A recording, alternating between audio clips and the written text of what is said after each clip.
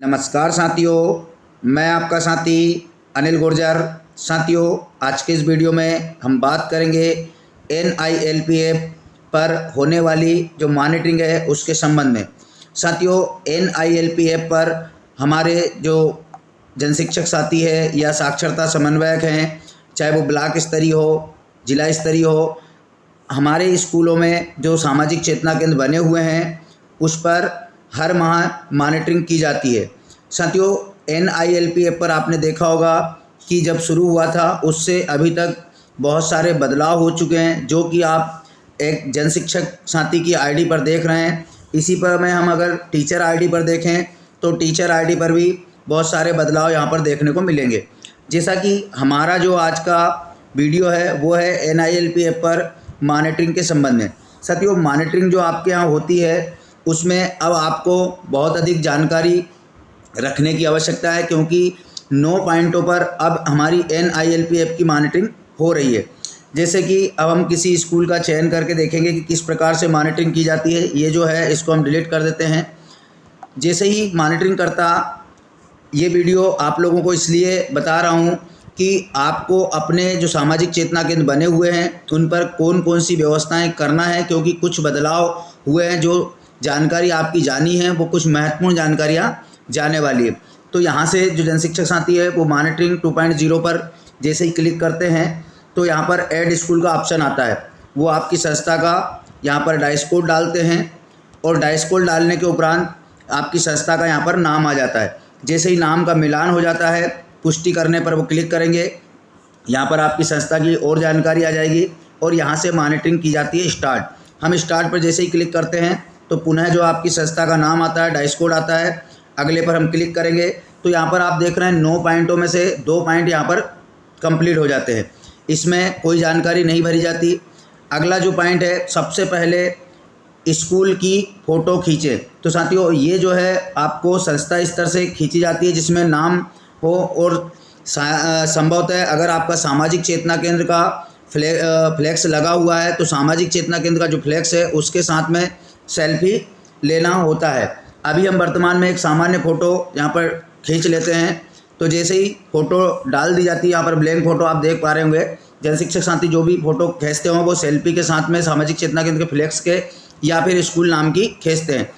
फिर पूछा जाता है कि क्या सामाजिक चेतना केंद्र के नाम का बोर्ड या फ्लैक्स लगा है। तो अगर आपके यहाँ लगा होगा तो हाँ करेंगे, नहीं लगा होगा तो नहीं करेंगे। तो जैसे ही यहाँ पर क्लिक करेंगे आगे की ओर बढ़ जाएंगे। अब बात आती है यहाँ पर यूनिक आईडी की। जो भी उस स्कूल का नोडल अधिकारी है, जो भी उस गांव का नोडल अधिकारी है सामाजिक चेतना केंद्र का, उसकी यूनिक आईडी दर्ज की जाती है और इस पर क्लिक किया। अगर अतिथि है तो अतिथि के संबंध में भी जानकारी है नीचे। अब बात आती है उन जो नोडल है उनकी जानकारी नीचे ओपन हो जाएगी। फिर अगले पर क्लिक करेंगे।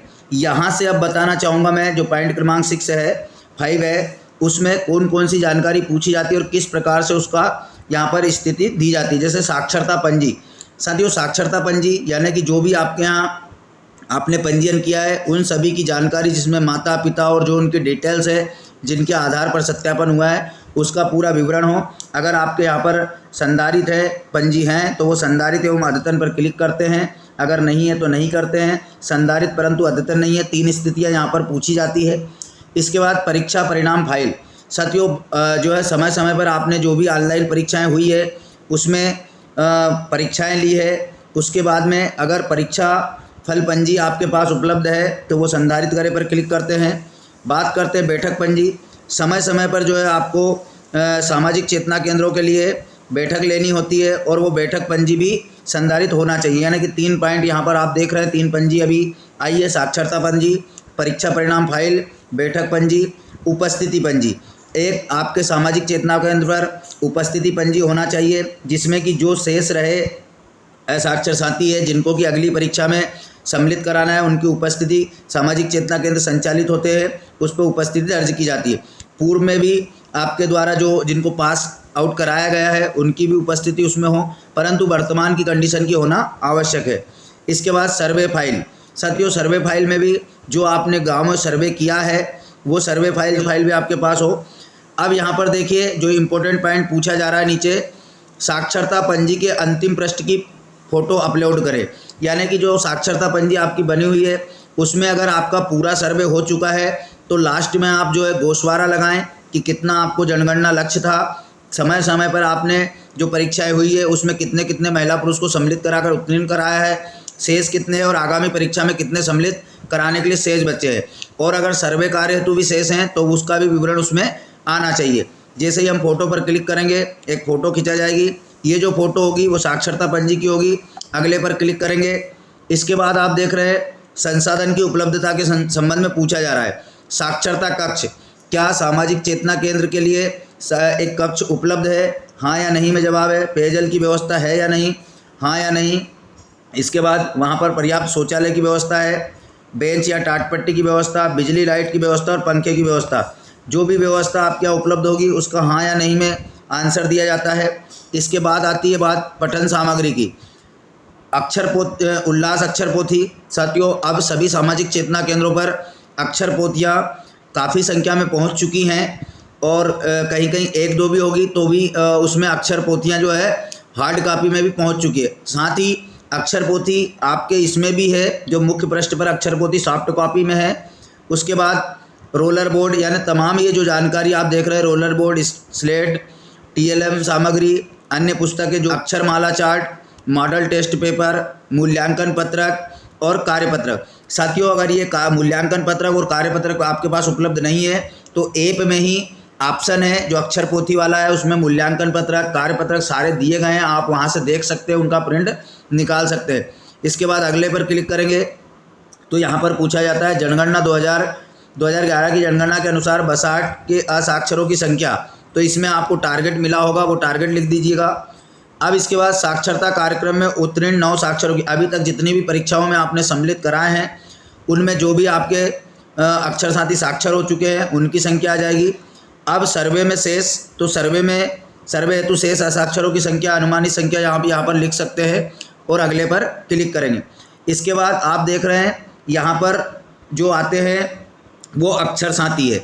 जो अक्षर साथी असाक्षरों को अध्यापन कार्य करा रहे हैं उनकी जानकारी आती है। अब ये देखना है आपको कि हमारे साक्षर साथियों का लक्ष्य कितना है और उनके अनुसार कितने अक्षर साथी बने हैं। अगर यहाँ पर संख्या कम है तो आप और अक्षर साथी बनाइए। तो जैसे ही बिंदु क्रमांक 8 पर आता है तो यहाँ पर सक्रिय अक्षर साथी सूची, अब यहाँ पर जितने भी अक्षर साथी आपने बनाए होंगे उनकी सूची उपलब्ध आ जाएगी। इसमें जो मॉनिटरिंग करता है वो क्या करेंगे कि जैसे उनके सामने जो बिंदु बनी आ रही है इस पर जैसे ही क्लिक करेंगे तो यहाँ पर पूछा जाएगा कि क्या वह अक्षर साथी सक्रिय है या निष्क्रिय हो चुके हैं या कार्य नहीं कर रहे हैं। तो इस प्रकार से सक्रिय, इसके बाद नीचे आ रहा ऑप्शन कि अक्षर पोथी का उपयोग किया जा रहा है हाँ या नहीं, दर्ज करें पर क्लिक करेंगे तो जैसे ही यहाँ पर करेंगे कुछ ऑप्शन पूछे जा रहे हैं। जैसे साथियों यहाँ पर पूरा ब्यौरा दिया गया है कि किस स्थान पर संचालित होती है कक्षाएं, किस समय से किस समय तक होती है, उसमें एक अक्षर साथी के पास कितने असाक्षर साथी अध्यापन के लिए आते हैं, साथ ही लास्ट बार जो है किस दिनांक को उसका संचालन हुआ था, क्लास संचालन हुई, दर्ज कर दिया हमने। इसके बाद सेकंड का भी यही भराएगा। तो साथियों दूसरे अक्षर साथी के में भी हमने जानकारी दर्ज कर दी, दर्ज करे पर क्लिक करेंगे, दोनों अक्षर साथियों की हमने जानकारी अपडेट कर दी है। अब अगले पर क्लिक करेंगे तो अंतिम में जो है और जानकारियाँ यहाँ पर पूछी जा रही है, आप देख लीजिएगा। यहाँ पर प्रचार प्रसार, क्या गांव में इस चीज़ का प्रसार किया जा रहा है, जैसे ग्रामवार बसाहट में नारे लिखे गए हैं या सभी शासकीय भवनों में नारे लिखे गए हैं, जो भी स्थिति हो दोनों हो तो दोनों भरिएगा आप। इसके बाद अन्य क्या गतिविधियां हैं, जैसे रेडियो, नुक्कड़ नाटक, चौपाल जो भी कराया जाता है, हमने अन्य पर क्लिक किया। इसके बाद अन्य विभागों के साथ समन्वय कर बैठक ली गई, हाँ पर क्लिक कर दिया। अगर आप नहीं पर क्लिक करेंगे तो पूरी जानकारी फ्रीज आ जाएगी। इसके बाद अगर हाँ पर क्लिक करते हैं तो यहाँ पर और जानकारी पूछी जा रही है, किस दिनांक को बैठक हुई थी, वो बैठक की दिनांक डलेगी। शिक्षा विभाग में प्राचार्य या शिक्षक के साथ, महिला बाल विकास में कार्यकर्ता सहायिका सुपरवाइजर के साथ, पंचायत ग्रामीण विकास के लिए पंचायत सचिव, ग्राम रोजगार सहायक। इसी प्रकार से स्वास्थ्य विभाग, नगरीय निकाय विभाग, सारे विभागों के साथ जिसके साथ भी हुई हो बैठक उसका जानकारी यहाँ पर दर्ज करेंगे। फिर नीचे SMC के सदस्य यहाँ पर जोड़ सकते हैं, सदस्य जोड़े पर जैसे ही क्लिक करेंगे सदस्य ऐड हो जाएंगे, उनका नाम लिखना पड़ेगा और पद लिखना पड़ेगा, उसके बाद सदस्य जुड़ जाएंगे। और भी नीचे तमाम जानकारियाँ यहाँ पर पूछी जा रही है। तो आप इसको देख लीजिएगा। वर्तमान में हम यहाँ पर नहीं कर देते हैं और जमा करें पर क्लिक कर देंगे। जैसे ही जमा करें पर क्लिक करेंगे तो मॉनिटरिंग जो है सेव हो जाएगी और उसके बाद एक और पूछा जाता है कि पोर्टल पर अपडेट करें, अपडेट कर देंगे पूरी जानकारी।